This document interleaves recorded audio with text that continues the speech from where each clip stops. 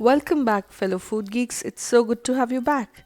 Today we have a very interesting Indian recipe for you. These are daikon or radish flatbreads. They're stuffed with the daikon or the radish, and once you have them, you will not stop making them. This is a breakfast dish in India. Though it originated in North India, it's enjoyed everywhere. And do give it a try. I promise you, it is going to absolutely make your breakfast. And Indians do prefer a lot of savory breakfast. So let's get started. Here I've taken daikon or white radish. I have taken around a kg, you can say around 2 pounds, and I'm going to peel it first. This is easily available in any Indian supermarket. You can get it easily, and I'm going to grate it. I have grated this in my food processor, and I am now going to remove all the water from it by squeezing it.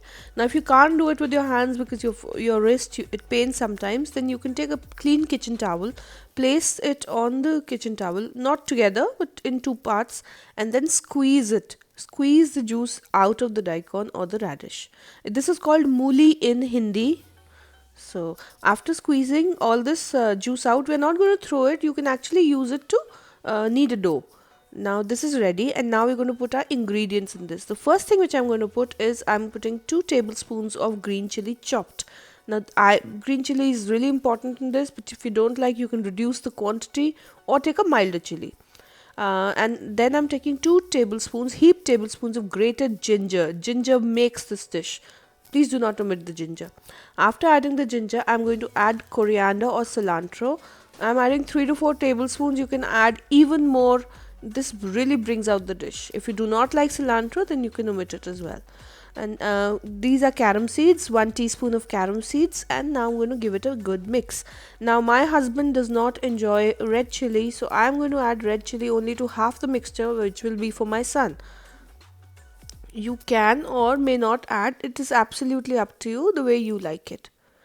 Now in dhabas, which are roadside eateries in India, northern India especially, they also add a little bit of garam masala, which I'm not adding because it actually does not need the garam masala. It makes it very heavy, and it tastes all of garam masala. The flavor of daikon doesn't come through. Now the dough is kneaded, and the even the flour is ready, and I have not added salt to this, as you've noticed. Now I'm just going to take a bit of the dough, roll it out like so, and cover it in flour and make it into an 8 inches in diameter chapati. And the way I'm rolling it is that the sides need to be thinner than the middle. The reason for that is that we are going to bring together the sides on top, and then when you bring it together, then the dough really becomes thick in the middle. And because you eat from outside in, then the last bite which you take becomes really thick and doughy, and there's no filling, which is not a nice feeling. That's why. So a little bit of plain flour. Now I'm adding the salt, because you need to salt this individually. Daikon gives out a lot of moisture, and that will not help you to roll the paratha. In fact, the paratha would break. This is called a paratha. The flatbread is called paratha in Hindi. Now we're going to pinch it shut and roll it. Now if you want to see the methods, I have 4 methods on my channel on how to roll parathas. You can easily see the gobi ka paratha, the cauliflower stuffed flatbread recipe, and I've shown 4 different ways on how to roll. Yes, as easily as I could explain, and it's for all kind of people, who are experts in rolling or who are just starting. So all methods are there. If you find while rolling that a bit of the dough breaks, that's okay. Just put a little plain flour there, dry flour, and it'll be fine. You might have noticed that when I was about to roll, I dunked it into plain flour, and I also pressed it to remove an air bubble. Now removing that air bubble is absolutely necessary, because if that air bubble is there, it will not let you roll the paratha. So keep that in mind. I'm going to make another one and show it to you, the air bubble thing, and also how I'm rolling the sides. Please notice how I'm rolling the sides thinner than the middle. These are a few tricks which will help you roll good flatbreads each time. Now I've put a little flour below and then added the filling, and now on top I'll add a little more flour. This is so that the flour can absorb any extra moisture that the radish or the mooli or the daikon is releasing. And then I'm going to roll this out too. See, I'm removing the air bubble. Did you see? And we're going to make it on a skillet. I use a cast iron skillet. It is also called a tawa in Hindi. Now, all these things are easily available in any Indian supermarket, or in fact normal supermarkets also.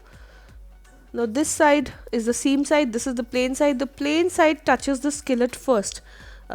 Just keep that in mind, and the skillet needs to be hot when you put the paratha on the skillet. We're going to turn it. Now this is cooked in desi ghee. Now if you do, desi ghee is nothing but clarified butter. If you do not like desi ghee, or you do not prefer having it, you could have all cook it in olive oil, refined oil, any kind of oil that you like.